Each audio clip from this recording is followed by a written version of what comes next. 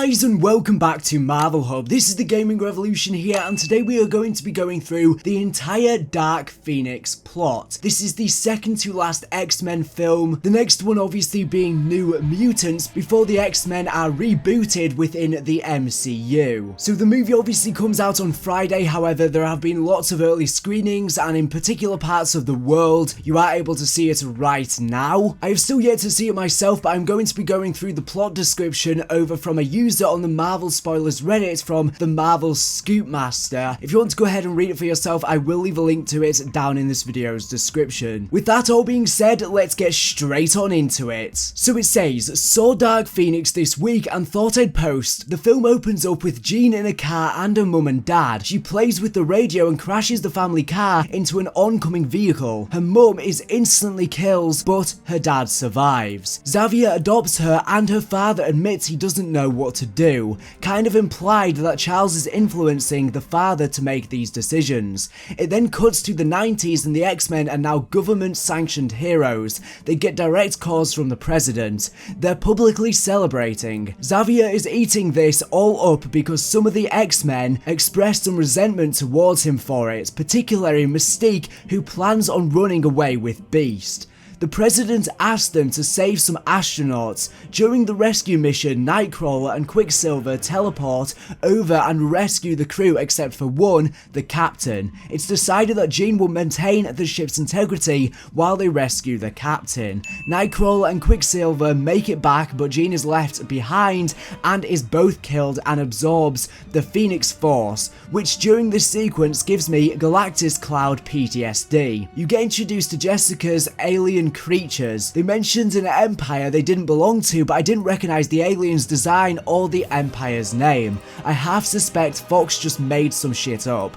Either way, they're shapeshifters and take over the Chase Staines character and her party-goers' appearances. They arrive back on Earth and Jean survives and the students dub her Phoenix. She's at an outdoor party, which is a cool Dazzler cameo, and she hears her father. She releases a ton of energy and knocks everyone out. Jean leaves and goes after her father, but her father rejects her for being a mutant and killing her mum. The X-Men know she's going to do so and follow her. There's a fight and it ends with some cops dying, Quicksilver being knocked out and Jean throwing Mystique into some wood spikes, killing her. This sends Beast into rage mode. After Mystique's funeral, Beast blames Xavier for all of what's happening and leaves. Magneto and his Brotherhood are held up in a place that was probably Genosha. They never call it that, but myself and a few others agreed it was. Would be interested to hear what people think. Jean shows up and this causes some strife in the Brotherhood, but soon after the military come for Jean after killing the cops. They ask Magneto where she is, but he pleads ignorance.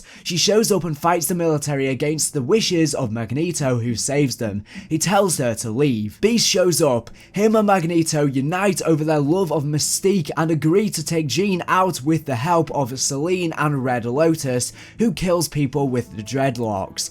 The X-Men catch wind of this and go after Beast/Magneto. All parties converge in New York and fight it out in the street, and within a building, Jean realizes Xavier was trying to protect her from a shitty dad going through manipulating her, which is like some serious gaslighting shit, but whatever. Chastain tries to steal the Phoenix Force. She wants to destroy Earth, but is disrupted by the army who capture everyone but Chastain and her alien buddies. The final X-Men battle is ambushed on the train by the aliens. They are freed from their locks and all team up with Magneto and his Brotherhood of Two. Red Lotus dies in the battle. There's some cool sequences with Magneto using his powers and Nightcrawler using his. Nightcrawler teleports an alien in front of the train to be ran over. Savage AF. The X-Men/Brotherhood are losing out, but Xavier wakes up Jean and she goes full Phoenix and wipes out all the aliens. Why did they wait this long? Chastain tries to steal the Phoenix Force, but Jean flies them both into space and blows them both up, killing both. We get a few scenes near the end, all sorts of montage-y. Scott renames the school after Jean, Quicksilver is out of his coma and among the students. Xavier